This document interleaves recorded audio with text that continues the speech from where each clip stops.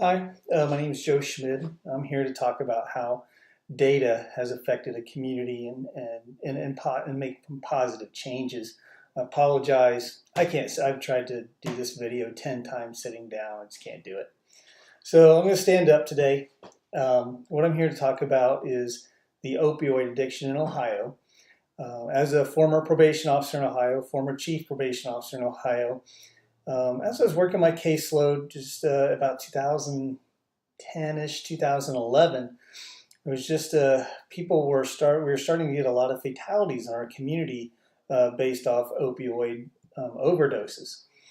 And traditionally, this age group at this time was probably 18 to 27 years old. It was just kind of shocking to everybody because fatalities in that age range usually are from automobile accidents. But we started just having a huge increase in opioid fatalities. And so when we were dealing with this as a court, traditionally putting people in treatment and trying to get them successful that way was doing well. But with the opioids, it was different. Like I said, people would be released from jail and would never go to treatment. And next thing we knew, they were involved in a fatality or would be overdosed and then have to be brought back with Narcan or something like that.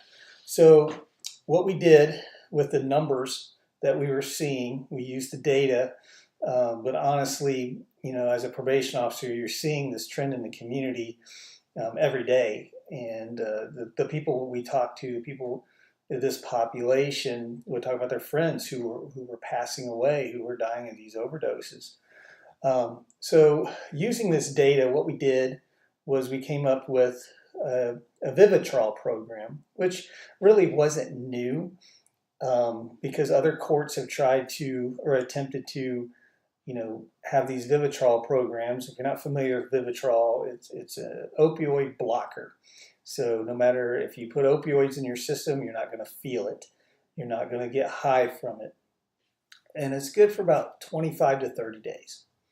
So our program, based off of the research, based off of the numbers, because honestly, we were locking up addicts.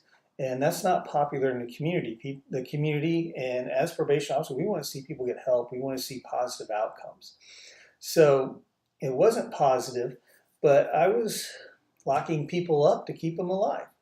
I knew as long as they were in jail, for the most part, they couldn't use opioids or anything like that. So they were safe. And I would explain that to them when we walked them over to the jail. Hey, I'm doing this to save your life. And at the time, probably didn't appreciate it. But after getting cleaned up a little bit over at the jail, we would get letters, thanking us for locking them up, saving their lives. So this program came about. It was a Vivitrol program. And what we did was our treatment provider would provide the shots.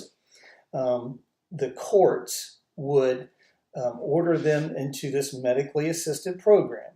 And it was voluntarily because the court didn't want to take the responsibility of any medical procedures being forced on anyone.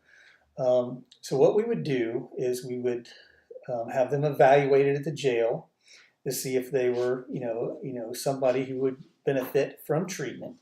And then they would be medically evaluated to make sure that these shots were safe for them, that their liver levels were right.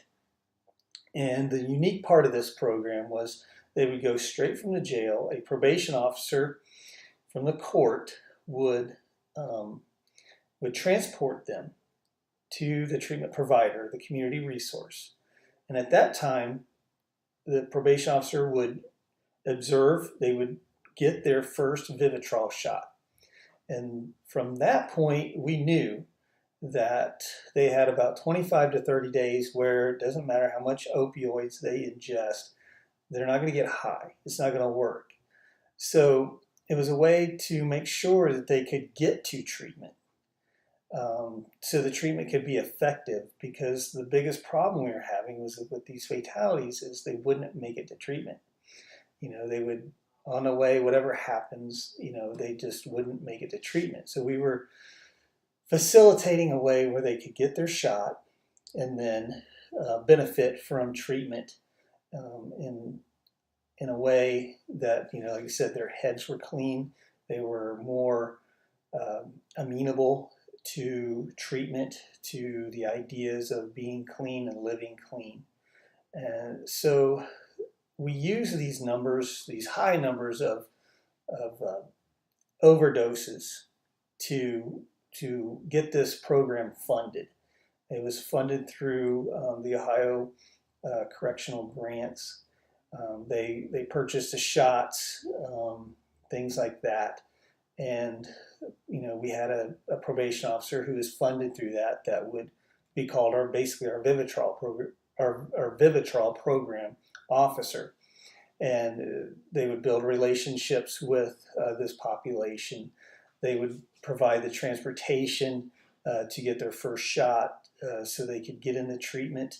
Because again, like I said before, the courts would order treatment, but this population a lot of times wouldn't make it to treatment, and they would say they would be in jail for a little bit of time, and their tolerance to the opioid would be reduced, and then when they got out, they would go out and use and would have a fatality.